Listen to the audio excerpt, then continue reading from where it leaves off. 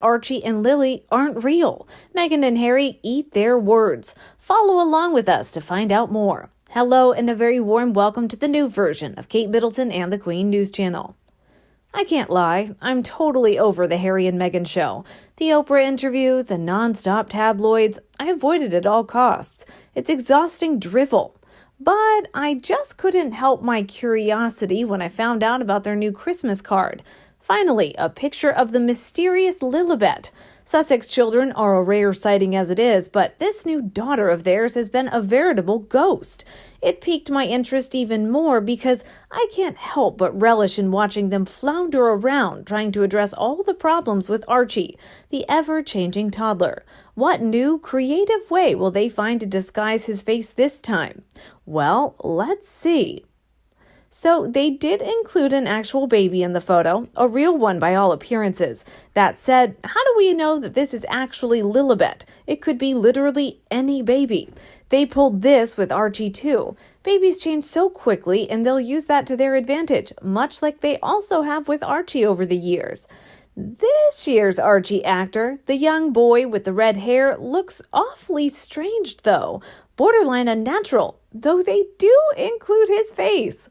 Now, for a precious family photo, a holiday card, the first reveal of baby Lilibet, the composition is interesting to say the least, bizarre even.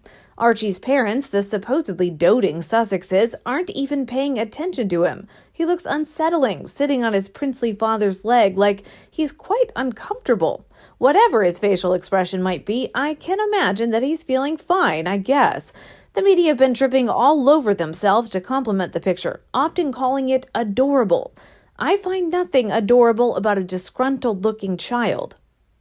Now, what really caught my eye on the photo was their choice of photographer. The lucky photo snapper's name is Alexei Lumbormisky. According to his website, he is, quote, a photographer capturing iconic moments in celebrity fashion and culture.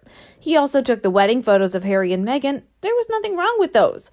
But why would a professional photographer publish such an incredibly bad photo?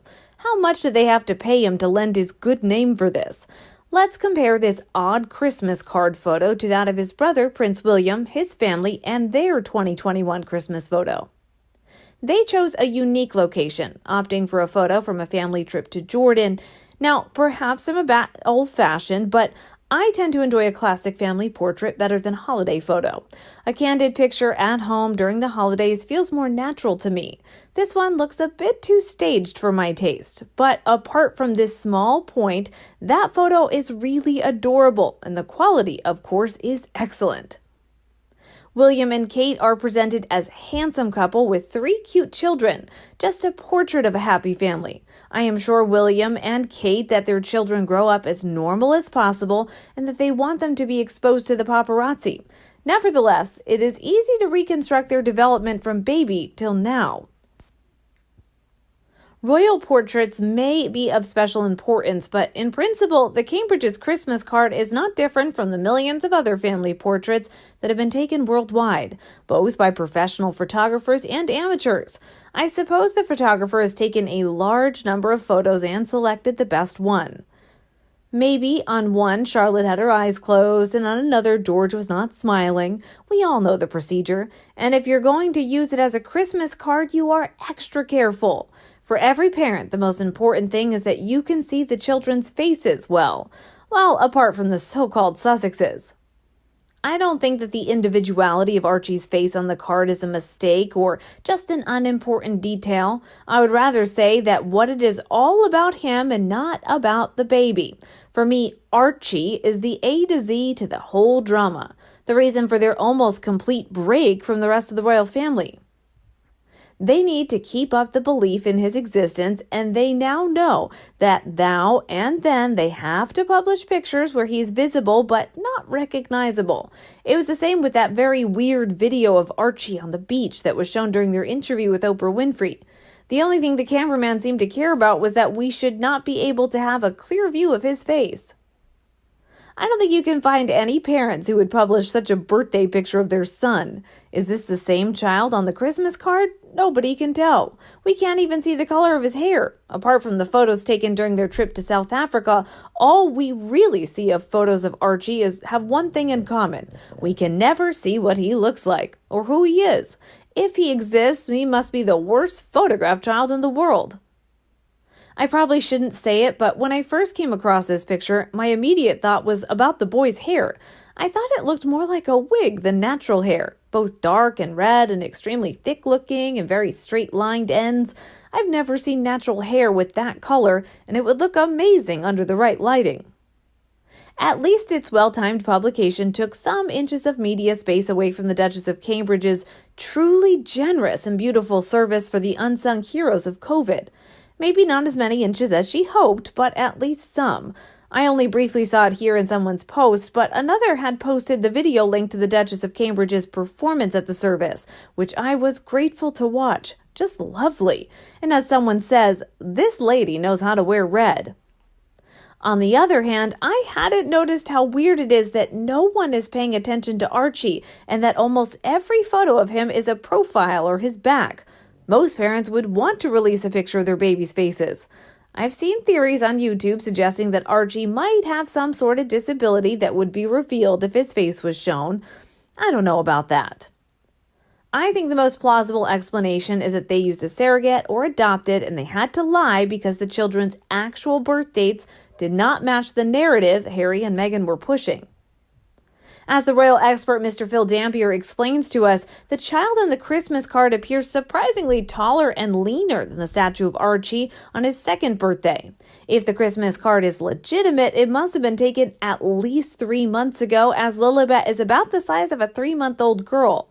At 6 months, she would generally be larger and heavier, making Meghan's relaxed pose impossible. And she'd totally have a full head of hair, not stubble. Therefore, we can assume Archie was approximately 4 months older than when pictured from the back view age 2. That's a lot of growth and changed body shape in such a short time, even if it was taken last week. A child doesn't transform from a small toddler to a slightly built leggy boy in 6 months. Look at where Harry's hand clutches the boy's underarm.